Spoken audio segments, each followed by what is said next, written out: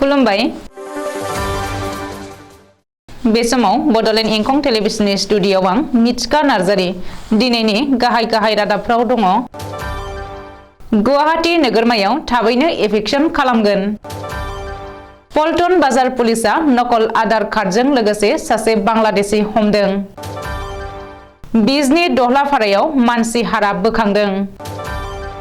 जराबादाव 1 कौटि रां बेसेननि गांजाजों लोगोसे सानै हमदों। बरपेटानि दिथागिरि मन्त्री रनज पेगुआ अरुणोदय 2.0 मावफुंनायनि बागै जिल्ला खुंथायजों सावरायदों। समाज सिबियारि खगेन्द्र बर'नि अबथिरा जिउ गोमानायाव भेरगाव ओनसोलाव दुखुनि साया गोग्लैदों।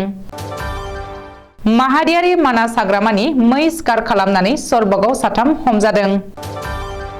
रिपाब्लिक साननि सिगां जम्मुआव थिउरियानि गाग्लोबनायजों 7 जोखोम। आजिरा मोननाय बीएसएफनि डीजी पंकज सिंहआ डिपुटि एनएसए महरै सायख'जाबाय। दानिया फैदो आबुं रादाबाव।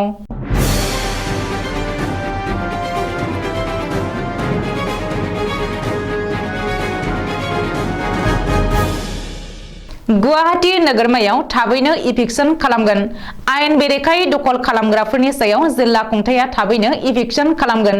रिपर्ट बायदिब्ला गुवाहाटी नोगोरमानि जु रडनिफ्राय राजगड़ लामासिम इभिक्सन खालामनाया सोलिगोन। मख'नो गोनांदि जु रडनिफ्राय राजगड़ लामायाव साखाथि फाखाथि थानाय आरो आयेन बेरेखायै दखल खालामग्राफोरखौ इभिक्सन खालामनो गुवाहाटी जौगाखां बिफाननि मन्त्री अशोक सिंकाला गोख्रों बिथोन होदों। बिफानारि गोनांथार मेल सावरायनायनि उनाव मन्त्री अशोक सिंकाला बे बिथोनखौ होदों। मिथिनो हानाय बायदिब्ला गुवाहाटी नोगोरमानि गुबुन मोन 39 जायगायाव इभिक्सन खालामगोन। बबेखानि गुवाहाटी नोगोरमायाव इभिक्सन खालामनायनि बिबानखौ गुवाहाटी मिउनिसिपाल कर्परेसननो बिबान होदों होननानै मिथिनो हादों। पल्टन बाजार पुलिसनि जेआव नांदों सासे बांलादेशी नोगोरारि। भारतनि नकल आधार कार्डजों लोगोसे सासे बांलादेशीखौ पल्टन बाजार पुलिसा हमनो हादों। पल्टन बाजार पुलिसा हमनो हानाय बांलादेशीखौ आब्दुल आमिन लातार होननानै सिनायथिनो हादों। आब्दुलजों लोगोसे पुलिसा मोनसे नकल आधार कार्डबो बोखांनो हादों। रिपर्ट बायदिब्ला बे नकल आधार कार्डखौ नगाव जिल्लानि बेसामारिनि थं होनानै बानायदोंमोन होननानै आब्दुल आमिन लातारा सिमान लादों। बबेखानि बे नकल आधार कार्डखौ लानानैनो आब्दुलआ दिल्ली आरो जम्मु काश्मीराव थांनानै खामानिबो मावहैदोंमोन। ओरैहाय आब्दुलनो बे नकल आधार कार्डखौ सोर बानायनानै होदोंमोन बेनि सायाव पुलिसा नायबिजिरनो जागायदों होननानै मिथिनो हादों। नाथाय बेनि बागै दासिमबो मिथिनो हाथ'नाय जायाखै।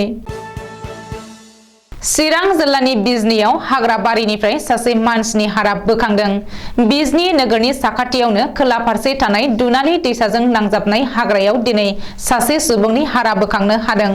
बिजनी नोगोरनि साखाथियावनो दिनै सासे मानसिनि हारा बोखांनो हानाय जाथाया ओनसोलाव बयखौबो सोमोनांहोदों। मिथिनो हानाय बायदिब्ला जायगानि सुबुंफोरा दिनै हाराखौ नुनाय लोगो पुलिसनो खौरां हरो आरो पुलिसा थांनानै बोखांहैयो। बबेखानि बिजनीयाव दिनै बोखांनो हानाय हाराया आमगुरिनि थागिरि कालुआ हरिजाननि होननानै सिनायथिनो हादों। रिपर्ट बायदिब्ला कालुआ हरिजाना थांनाय 3 दाननि सिगांनिफ्रायनो गोमानानै दंमोन। नखरनि सुबुंफोरा पुलिसनि मददजों गोख्रों नागिरसेयावबो हरिजाननि बागै जेबो गुमुर मोनाखैमोन। नाथाय हरिजाननि हारा गोजा सहखौ दिनै बोखांनो हाबायब्लाबो आरो बेनि सायाव पुलिसा नायबिजिरनो जागायबायब्लाबो मा जाहोननि थाखाय बियो बेबायदि आलाय सिलाय थै गोमानानै थाखो बेनि बागै जेबो मिथिनो हानाय जायाखै। गुवाहाटी पुलिसा दिनै 1 कौटिनिबो बांसिन बेसेननि गांजा हमदों। स्रोद सुलुंखौ बिथा खालामनानै गुवाहाटीनि जइन्ट कमिशनार पार्थ सारथि महन्तनि दैदेननायाव दिनै पुलिसा जराबादाव सिग्रोमनानै 101 केजि गांजाजों लोगोसे सानै पेडलारखौ हमनो हादों। हिमाचल प्रदेशनि रेजिस्ट्रेशन नं HP 62B 5088 नम्बरनि गंसे ट्राकआव 101 केजि गांजाखौ बोखांदों आरो सानै सुबुंखौबो पुलिसा हमनो हादों। बबेखानि बोखांनो हानाय गांजानि बेसेना गोसोम बाजाराव 1 कौटि रांनिबो बांसिन जागोन होननानै बुंनायजों लोगोसे हमजानाय सानै पेडलारखौ प्रणब कुमार जामातिया आरो बध साधन जामातिया होननानै पुलिसा सिनायथि होदों। रिपर्ट बायदिब्ला गांजा स्मागलिं खालामनाय ट्राकआ त्रिपुरानिफ्राय फैदोंमोन आरो बिहाराव थांगासिनो दङमोन। बरपेटा जिल्लानि दिथागिरि मन्त्री डक्टर रनज पेगुआ दिनै जिल्लायाव अरुणोदय 2.0 बिथांखि मावफुंनायनि बागै जिल्ला खुंथायजों सावरायदों। बरपेटा जिल्ला बेंगिरि मावख'आव खुंनाय बे मेलाव अरुणोदय 2.0 बिथांखि मावफुंनाय आरो मुलाम्फागिरिफोरखौ सायख'नायखौ लानानै गेबेङै सावरायनाय जादों। बे मेलाव आसामनि सोलोंथाइ बिफाननि आरो बरपेटानि दिथागिरि मन्त्री डक्टर रनज पेगुजों लोगोसे जिल्ला बेंगिरि आयुष गार्ग, गोजौ थाखोनि मावख'गिरिफोर, झरबक बियाबनि एमएलए मनोरन्जन तालुकदार, जनिया बियाबनि एमएलए हाफिज रफिकुल इस्लाम, सरुखेत्री बियाबनि एमएलए जाकिर हुसेन सिकदार, जेंगा बियाबनि एमएलए आशराफुल हुसेन, बिटिसिनि इएम गौतम दास, बरपेटानि बारग' एमएलए गुनिन्द्रनाथ दास आरो गोबांसाया बाहागो लायो।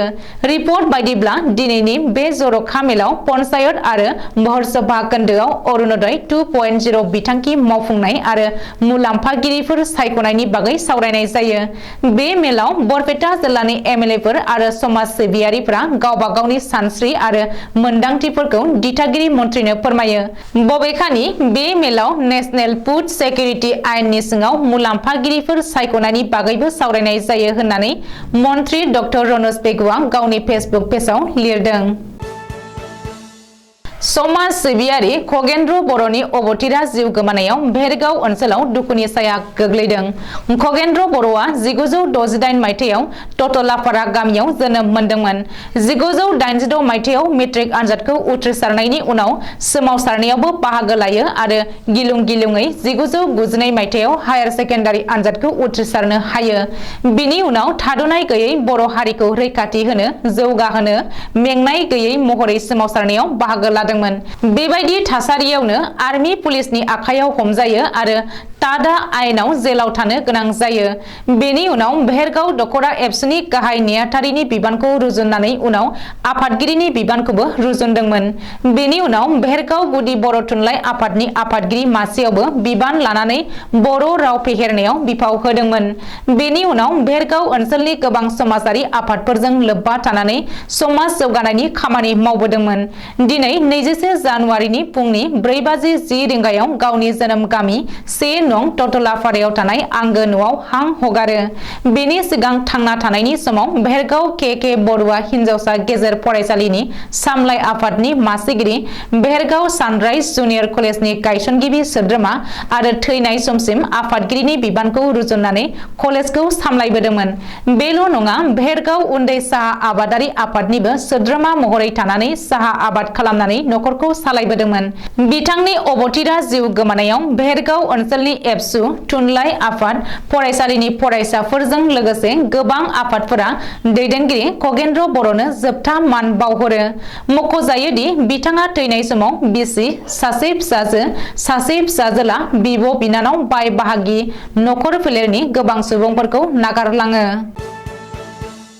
बरपेटा जिल्लानि सरबगाव शुक्रबारखालि हाग्रा बिफाननि मोनसे हानजाया सिरि सिरि संदाननानै मैनि बेदरजों लोगोसे 3 सिखारिखौ हमदों। हमजानाय 3 सिखारिया प्रिगु राय, बुबुल पाटगिरि आरो मानस प्रतिम दास। 3 मै सिखारिखौ शुक्रबारखालि बरपेटा रोडनि देहा फाहामसालियाव मेडिकेल खालामनायनि उनावबो बरपेटा रोडनि टाइगार प्रजेक्ट डाइरेक्टर अफिसाव सेबबाय थादोंब्लाबो सिरि सिरियै खौरांगिरिफोरनो बाइट होनायनिफ्राय गोजानाव थायो हाग्रा बिफाननि रेन्जारा। नाथाय खौरांगिरिनि हानजाया हमजानाय सिखारिनि मुं थं मिथिनो नाजादोंमोनब्लाबो माहारियारि मानास हाग्रामानि जुनार मैखौ सिखावै सिखार खालामनाय खामानियाव सरबगनि मेधा सैनुका जिल्ला परिषदनि सोद्रोमा आरो बिजेपिनि नेता नमिता पाटगिरिनि फंबायजों लोगोसे 2 सुबुं सोमोन्दो थानाय, बेखौनो बिजेपि सरकारनि दैदेनगिरिफोरनि बुंनायाव हाग्रा बिफाननि रेन्जारा खौरांगिरिफोरनो खिन्थानायनिफ्राय सिरि सिरियै गोजानाव थादों होननानै सन्देह खालामदों। माहारियारि मानास हाग्रामानि जुनारखौ सिखावै सिखार खालामनायनि उनावबो सासे बिजेपि दोलोनि नेतानि फंबाय जानायनि थाखायनो दायनिगिरिया गगोन नामा होननानै रायजोनि गेजेराव सोंलु सिखांदों। ना बिजेपि दोलोआव थायोब्ला गेदेरनिफ्राय गेदेर दाय खालामब्लाबो बे दायनिगिरिया जेबो साजा मोननाय नङा नामा? माहारियारि मानास हाग्रामानि पानबारि रेन्जनिफ्राय बे दुथां सिखाव सिखारिफोरा गोबाव समनिफ्रायनो हाग्रानि मै सिखार खालामनानै गासै सरबग नेटवर्क ओनसोलावनो सिरि सिरि मैनि बेदर फाननानै गेदेर फालांगि खालामदों होननानै अजद दिखांदों। हाग्रा बिफाननि मन्त्रि चन्द्रमोहन पाटवारिया माहारियारि मानास हाग्रामानि हाग्रानि जुनार सिखार खालामनानै हमजानाय सरबगनि बीजेपी नेता आरो जिल्ला पन्चायतनि सोद्रोमा नमिता पाटगिरिनि फंबायजों लोगोसे साथाम दुथां सिखारिया उदां जागोन नामा? हायुङारि मानास हाग्रामानि हाग्रानि सिखार खालामनाय बीजेपी नेतानि फंबायजों लोगोसे हमजानाय साथाम दुथां मै सिखारखौ साजा होनो हागोन ना?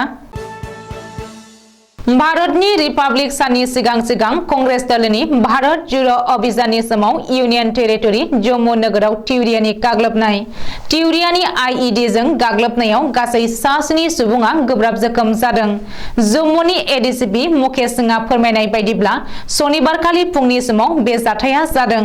आथिखालाव पुलिसआ बै ओनसोलखौ कर्डन खालामबाय आरो सार्च अपारेशना सोलिगासिनो होननानै मिथिहोदों। ओजोंहाय राहुल गान्धीनि दैदेननाय कंग्रेस दलनि भारत जोड़ो अभियानखौ जम्मूनिफ्राय 60 किल'मिटार गोजान सादवालाव दोनथ'बाय होननानै सुलुङाव फोरमायदों। जोखोम जानायफोरनो साफायाव 50,000 रां अनसुंथाइ होनाय जागोन होननानै जम्मू काश्मीरनि लेफ्टिनेन्ट गभर्नर मनोज सिंहआ टुइटारनि जोहै फोसावदों आरो तिउरियानि बे गाग्लोबनायखौ सोंखारिदों। 1988 मायथाइनि आईपीएस केडार आरो बीएसएफ निफ्राय आजिरा मोननाय पंकज सिंह बाद्रियाया नेशनेल सिकिउरिटि एडभाइजार एबा एनएसए महरै सायख'जाबाय।